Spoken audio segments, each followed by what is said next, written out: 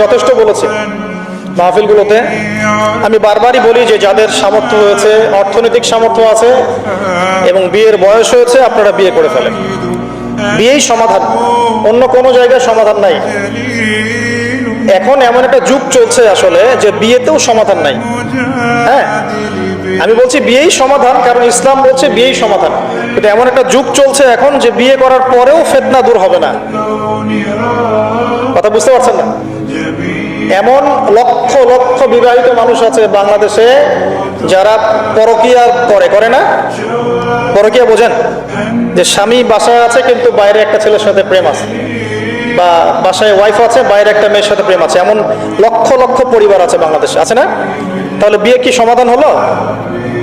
বিয়েই সমাধান, কিন্তু বাংলাদেশের যে সামাজিক অবক্ষয় চলছে এখানে এটাও আপনাকে শক্ত করে ধরে রাখতে হবে, না হলে আপনি এখানেও পা পিছলাতে পারেন।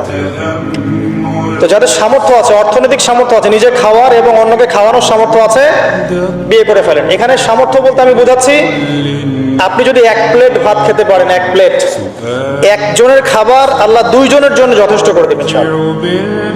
কথা বুঝতে পারছেন?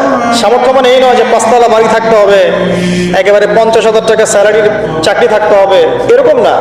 আপনি নিজের খেয়ে পরে বাঁচতে পারেন, যথেষ্ট। এবার একটা নেককার মেয়েকে বিয়ে করেন, বিয়ের ক্ষেত্রে অবশ্যই দিনদারি থেকে প্রাধান্য দিবেন। শ্বশুরের টাকা পয়সা আর মেয়ের সৌন্দর্যকে পরে দেখতে যায়, এগুলো আগে দেখতে যায় না। এরপরে আপনি বৈবাহিক জীবনে যান, দেখবেন আপনার এই চারিত্রিক অবক্ষয়গুলো কমে যাবে, ইনশাআল্লাহ কমে যাবে। আপনার কাছে মেয়ে মানুষকে এত কিউরিয়াস ভাবে আর দেখতে মন চাবে না। মনে হবে যে আপনার ঘরে যা আছে বাইরেও তাই, বাইরে যেগুলো দেখছেন আপনার ঘরে তাই আছে। বাইরে যেগুলো দেখছেন, যারা ঘুরে বেড়াচ্ছে আপনার